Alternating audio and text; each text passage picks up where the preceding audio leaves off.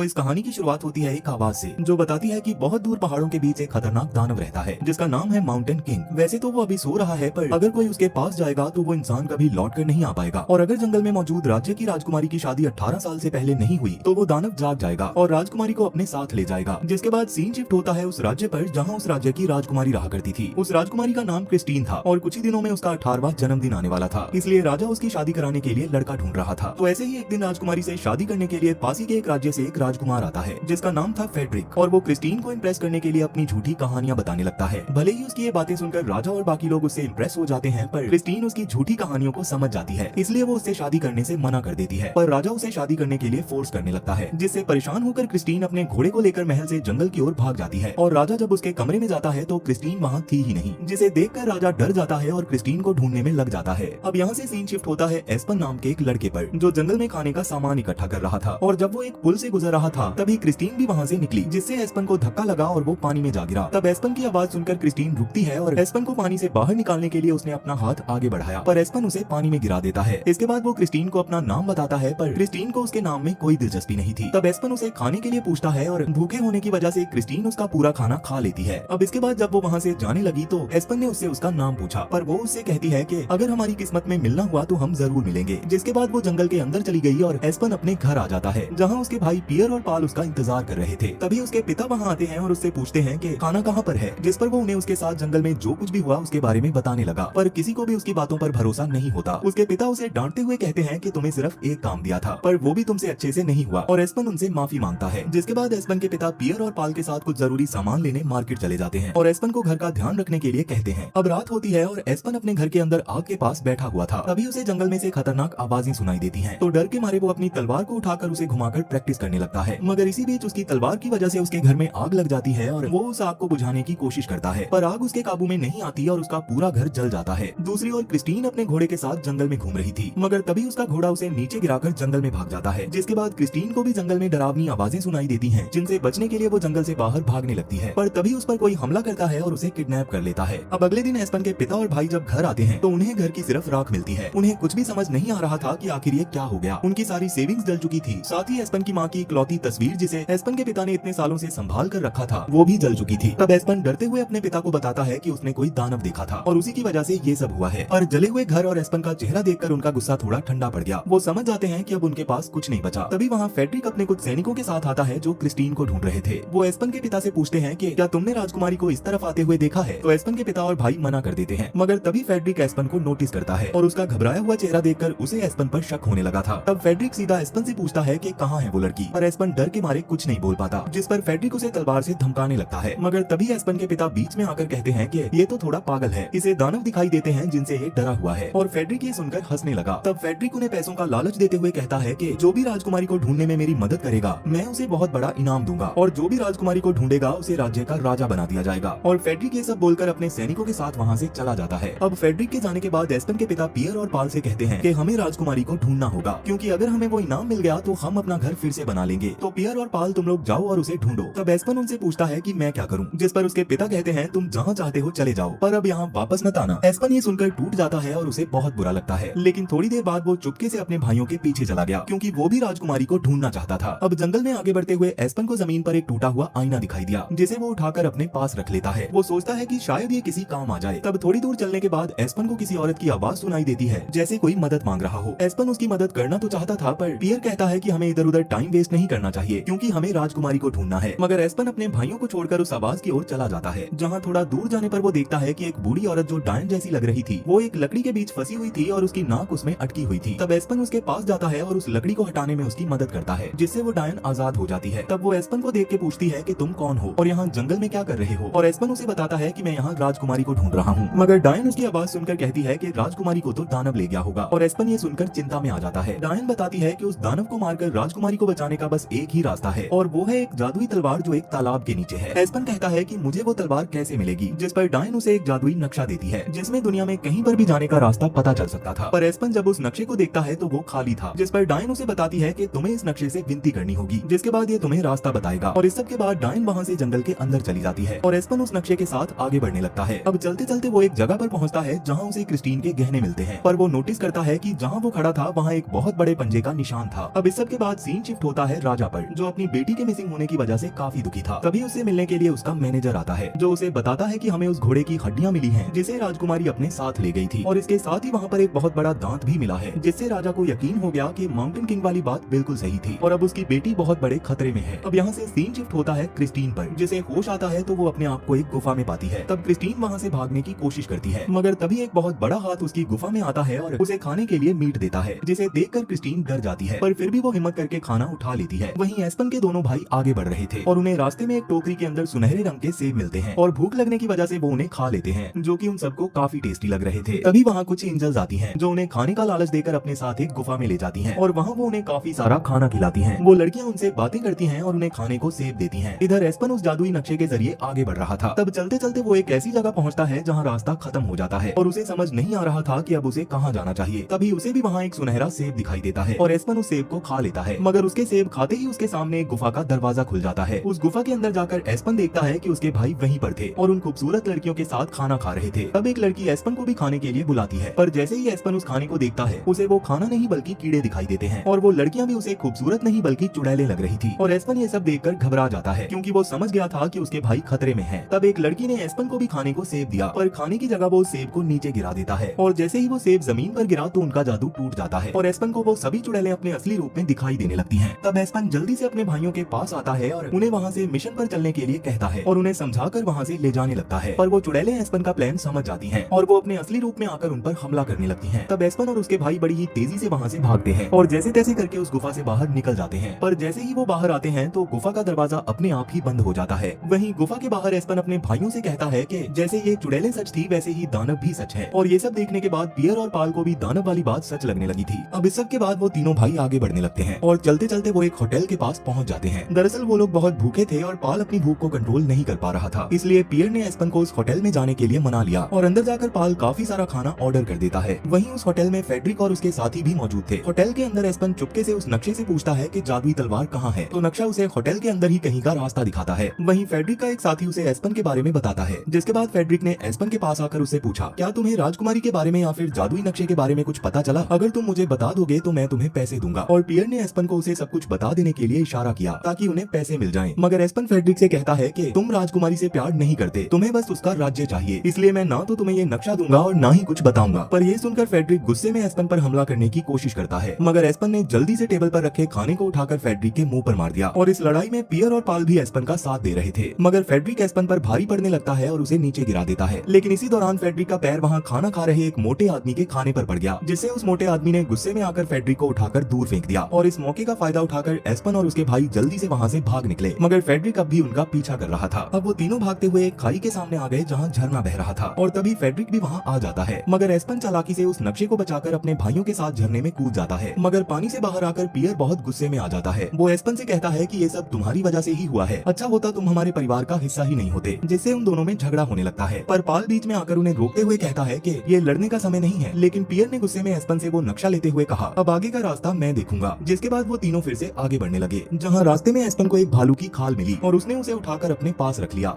अब इसके बाद सीन शिफ्ट होता है क्रिस्टीन पर, जो एक प्लान बना रही थी, और जब वो दानव उसे छूने की कोशिश करता है तो वो उसके हाथ पर चाकू से हमला कर देती है, जिस पर दानव को गुस्सा आता है और वो उसे अपने हाथ में उठा लेता है। और जब वो उसे पहली बार देखती है तो दानव उसे फिर से गुफा में फेंक देता है। दूसरी ओर एस्पन उस नक्शे के जरिए आगे बढ़ रहा था। वो लोग एक ऐसी जगह पहुंच जाते हैं जहाँ बहुत ज्यादा कोहरा था। ये कोहरा इतना घना था कि वहाँ कुछ भी दिखाई नहीं दे रहा था, जिसकी वजह से एस्पन अपने भाइयों से बिछड़ जाता है। मगर पियर और पाल के पास फेडरिक और उसके साथी पहुंच जाते हैं और फेडरिक ने उनसे पूछा कि एस्पन कहाँ है, मगर पियर और पाल उसे झूठ बोल देते हैं कि एस्पन मर गया। पर फेडरिक को उनकी बातों पर यकीन नहीं था, क्योंकि उसे पता था कि एस्पन के पास जादुई नक्शा है। इधर एस्पन उस कोहरे को पार करके आगे बढ़ता है और अंत में उस तालाब के पास पहुंच जाता है, जिसके बारे में उसे नक्शे ने बताया था। तब एस्पन बिना डरे उस ठंडी नदी के अंदर चला जाता है, पर उस तालाब में एस्पन अकेला नहीं था। एस्पन के पीछे कुछ मगरमच्छ भी पानी के अंदर आ जाते हैं और उस पर हमला कर देते हैं, पर एस्पन उस तलवार से उन्हें मार कर बाहर निकल आता है। अब आगे बढ़ते हुए एस्पन को उसके भाई दिखाई देते हैं, जो कि फेडरिक और उसके साथियों की कैद में थे। फेडरिक के पास अब वो जादुई नक्शा भी था जो उसने पियर से लिया था और एस्पन छुपकर उन्हें देख रहा था। तभी उसे वो भालू की खाल याद आती है और वो एक प्लान बनाता है। वो भालू की खाल पहनकर उनके सामने आता है और दानव जैसी आवाज निकालने की कोशिश करता है, जिससे वो सब लोग डर जाते हैं। मगर एस्पन को उस खाल के अंदर से ठीक से दिखाई नहीं दे रहा था, जिसकी वजह से वो चलते चलते सीधा नीचे गिर जाता है। मगर जैसे ही वो गिरा तो उसकी खाल हट जाती है और सबको पता चल जाता है कि ये तो एस्पन है और फेडरिक गुस्से में उसे पकड़ लेता है। फेडरिक के पास अब वो जादुई नक्शा था और वो नक्शे से उस दानव की गुफा का रास्ता पूछता है और नक्शे के रास्ता रास्ता दिखाने के बाद फेड्रिक वहाँ जाने के लिए तैयार हो जाता है, मगर एस्पन फेड्रिक से पूछता है कि तुम राजकुमारी का क्या करोगे। तो फेड्रिक ने कहा मुझे बस उसका राज्य चाहिए, जिसके लिए शादी के बाद मैं उसे मार दूंगा। और एस्पन ये सुनकर शॉक हो जाता है। जिसके बाद फेड्रिक एस्पन और उसके भाइयों को लेकर उस दानव की ओर बढ़ने लगता है। अब रास्ते में वो लोग खाना खाने के लिए रुकते हैं, तभी उन्हें दूर से उस दानव की भयानक आवाज सुनाई देती है और उस आवाज को सुनते ही फेड्रिक और उसके साथी डर के मारे भागने लगते हैं। वहीं एस्पन और उसके भाई भी दानव की आवाज सुनकर डर गए थे और वो एक पत्थर की मदद से अपनी रस्सी काटने में कामयाब हो जाते हैं। वहीं वो दानव वहाँ पहुँच जाता है जहाँ फेड्रिक के साथी भाग रहे थे। वो दानव बहुत बड़ा और खतरनाक था और वो फेड्रिक के एक साथी को पकड़कर खा जाता है। तब फेड्रिक अपने एक साथी के साथ एक बड़े पेड़ पर चढ़ जाता है और जब दानव उस पेड़ के पास आता है तो फेड्रिक अपनी जान बचाने के लिए अपने साथी को नीचे गिरा देता है ताकि दानव उसके साथी को खा ले और वो बच जाए। पर उस दानव को पता चल जाता है कि फेड्रिक पेड़ के ऊपर है, इसलिए वो जोर जोर से पेड़ को हिलाने लगता है। अब पेड़ के हिलने से फेड्रिक डर के मारे और ऊपर चढ़ने की कोशिश करता है, मगर वो दानव उसे पकड़ लेता है। इसके बाद दानव उस छोटी गुफा के पास आता है जहाँ एस्पन और उसके भाई छुपे हुए थे। वो दानव पाल को उठाकर अपने साथ ले जाता है और एस्पन रोने लगता है क्योंकि उसे लग रहा था ये सब उसकी वजह से ही हुआ है। अगर वो अपने भाइयों से अलग नहीं होता या फिर अगर वो दानव वाली बात पहले ना करता तो ये सब होता ही नहीं। तब पियर जो कि थोड़ा समझदार था वो एस्पन को संभालता है और उससे कहता है कि ये रोने का समय नहीं है क्योंकि हमें मिलकर पाल को बचाना होगा। और वो दोनों भाई पाल को बचाने के लिए उस दानव को हराने का फैसला करते हैं। वहीं दूसरी ओर वो दानव फेड्रिक और पाल को लेकर अपनी गुफा में आ चुका था। उस गुफा के अंदर बहुत अंधेरा था और फेड्रिक बहुत डरा हुआ था। तभी वहाँ उसे क्रिस्टीन मिलती है। फेड्रिक क्रिस्टीन को देखता है और मौके का फायदा उठाने की कोशिश करता है। वो क्रिस्टीन से झूठ कहता है कि मैं यहाँ तुम्हें बचाने आया हूँ। पर पाल जो कि एस्पन की वजह से सच और झूठ पहचानना सीख गया था, वो फेड्रिक की पोल खोल देता है। पाल राजकुमारी से कहता है कि ये झूठ बोल रहा है, ये तुम्हें बचाने नहीं बल्कि तुमसे शादी करके तुम्हें मारना चाहता है ताकि तुम्हारे बाद ये तुम्हारे राज्य पर राज कर सके। क्रिस्टीन ये सुनकर एकदम गुस्से में आ जाती है। वो बिना सोचे समझे गुस्से में फेड्रिक के सर पर हड्डी मारकर उसे बेहोश कर देती है। अब क्रिस्टीन पाल से पूछती है तुम कौन हो? तो पाल ने कहा मैं एस्पन का भाई हूँ। ये सुनकर क्रिस्टीन को एस्पन याद आता है और वो खुश हो जाती है। वो पाल से पूछती है क्या एस्पन हमें बचाने आएगा? तो पाल कहता है वो जरूर आएगा। इधर एस्पन और पियर दानव की गुफा के अंदर जाने की तैयारी करते हैं। एस्पन एक कांच का डिब्बा लेता है और उसमें कुछ जुगनू इकट्ठा करता है और उन जुगनुओं की रोशनी से वो डिब्बा एक टॉर्च जैसा काम करता है और उसी रोशनी के सहारे वो दोनों भाई दानव की गुफा के अंदर पहुंच जाते हैं। मगर वो गुफा बहुत बड़ी थी और उसमें कई सारे रास्ते थे। तब वो जुगनुओं की रोशनी में एक रास्ता चुनते हैं और आगे बढ़ने लगते हैं। पर वो रास्ता न भटक जाए इसलिए वो पत्थर से एक धागे को बांधकर अंदर चले जाते हैं। पर वहाँ एस्पन का पैर फिसल जाता है और वो एक गड्ढे में गिरने ही वाला था कि तभी वो अपनी जादुई तलवार से लटक जाता है और जब उसने नीचे देखा तो वो गड्ढा बहुत गहरा था। वहीं नीचे उसे पाल और क्रिस्टीन दिखाई देते हैं और एस्पन और पियर पाल और क्रिस्टीन को देखकर खुश हो जाते हैं। एस्पन पियर को बताता है कि वो नीचे हैं और पियर जल्दी से एस्पन को ऊपर खींचता है, जिसके बाद वो अपनी रस्सी और एस्पन की तलवार या किसी और चीज की मदद से पाल और क्रिस्टीन को भी उस खोल से ऊपर खींच लेते हैं। और अब उन्हें दानव की गुफा से बाहर निकलना था, पर बाहर जाने का रास्ता वही था जहाँ से दानव एंटर करता है और दानव अभी उसी रास्ते में सो रहा था और अगर उन्हें वहाँ से निकलना है तो उन्हें उसकी पूंछ के ऊपर से जाना होगा। जिसके बाद वो चारों चुपके से दानव के पास से निकलने की कोशिश करते हैं, जिसके दौरान वो सब बहुत डरे हुए थे, पर फिर भी हिम्मत करके वो लोग दूसरी ओर चले जाते हैं। लेकिन अब फेड्रिक की बारी थी, जो डरते हुए उसकी पूंछ के ऊपर से जा रहा था, पर वो गलती से उसकी पूंछ से टकरा जाता है जिससे दानव जाग जाता है। अब वो दानव उनका पीछा करता है और वो लोग गुफा के ऊपर की ओर भागते हैं जहाँ से बाहर निकलने का रास्ता था। पर इसी बीच फेड्रिक का पैर फिसलने की वजह से वो नीचे गिर जाता है, जबकि एस्पन और बाकी लोग पहाड़ी एरिया में पहुंच जाते हैं। जबकि उस दानव को पहाड़ चढ़ने में काफी दिक्कत हो रही थी, मगर फिर भी वो ऊपर चढ़ने की कोशिश करता है। तब एस्पन अपनी जादुई तलवार निकालता है और दानव से लड़ने की कोशिश करता है, पर वो दानव बहुत बड़ा और ताकतवर था। एस्पन उसके पैर पर हमला करता है जिससे वो घायल हो जाता है और गुस्से में दानव भी एस्पन पर हमला कर देता है, जिससे एस्पन की तलवार उसके हाथ से छूट जाती है और पहाड़ से नीचे गिर जाती है और अब उनके पास दानव से लड़ने के लिए कोई हथियार नहीं था। तब क्रिस्टीन डर के मारे दानव पर पत्थर फेंकने लगती है, पर उन पत्थरों का दानव पर कोई असर नहीं होता, जिसके बाद वो उन्हें कच्चा चबाने के लिए आगे बढ़ता है और उनके पास अब बचने की कोई उम्मीद नहीं थी। इसी बीच दानव पियर पर हमला करता है जिससे वो बेहोश हो जाता है और क्रिस्टीन और पाल उसे संभालते हैं। तभी एस्पन को उस डायन की बात याद आती है कि वो दानव सूरज की रोशनी में पत्थर बन जाएगा और सूरज की पहली किरण बस निकलने ही वाली थी। तब एस्पन जल्दी से वो टूटा हुआ आईना निकालता है। एस्पन उस आईने के टुकड़े को इस तरह से पकड़ता है ताकि सूरज की पहली किरण उस पर पड़े और रिफ्लेक्ट होकर सीधा दानव पर पड़ जाए और सूरज की रोशनी पड़ते ही दानव एकदम से चिल्लाने लगता है और कुछ ही देर में वो दानव पत्थर बन जाता है, जिसे क्रिस्टीन धक्का मारती है और वो दानव जमीन पर गिर के टूट जाता है। वहीं दूसरी ओर फेड्रिक उस पहाड़ से बच गया था और वहाँ से उठकर वो जंगल से होते हुए जा रहा था जहाँ उसे एक डायन मिलती है। वो डायन से राजकुमारी के राज्य का पता पूछता है तो डायन फेड्रिक को देखती है और मुस्कुराती है और वो जानबूझकर उसे गलत रास्ता बता देती है जो उसे उसी गुफा के अंदर ले जाता है जहाँ वो उसे सुनहरा सेब खिलाकर अपने काबू में कर लेती है। वहीं अगले दिन वो लोग सुरक्षित महल पहुँच जाते हैं। राजा अपनी बेटी को देखकर बहुत खुश होता है और राजकुमारी को बचाने के लिए उनका धन्यवाद करता है और इसके साथ ही वो उन्हें इनाम देने का वादा करता है, पर वो उससे सिर्फ अपना घर ठीक कराने के लिए ही पैसे लेते हैं। इसके बाद क्रिस्टीन और एस्पन एक दूसरे को देखकर मुस्कुराते हैं और वो लोग अपना इनाम लेकर घर की ओर लौट जाते हैं। अब घर पहुंचकर वो देखते हैं कि उनके पिता उनका इंतजार कर रहे थे और वो अपने बेटों को जिंदा देखकर बहुत खुश थे और उन्होंने एस्पन से माफी भी मांगी और एस्पन अपने पिता को वो इनाम के पैसे देता है और एस्पन के पिता इतने सारे पैसे देखकर खुश हो जाते हैं। अब ऐसे ही एक दिन क्रिस्टीन एस्पन से मिलने आती है। एस्पन रोहन और क्रिस्टीन पहले तो एक दूसरे को देखते हैं और फिर घोड़े पर सवार होकर जंगल में घूमने के लिए निकल जाते हैं और इसी के साथ ये कहानी यहीं पर खत्म हो जाती है। तो वीडियो पसंद आई हो तो वीडियो को लाइक जरूर करना और मैं अब आपसे मिलूंगा अगली वीडियो में, और तब तक के लिए टाटा और गुड बाय।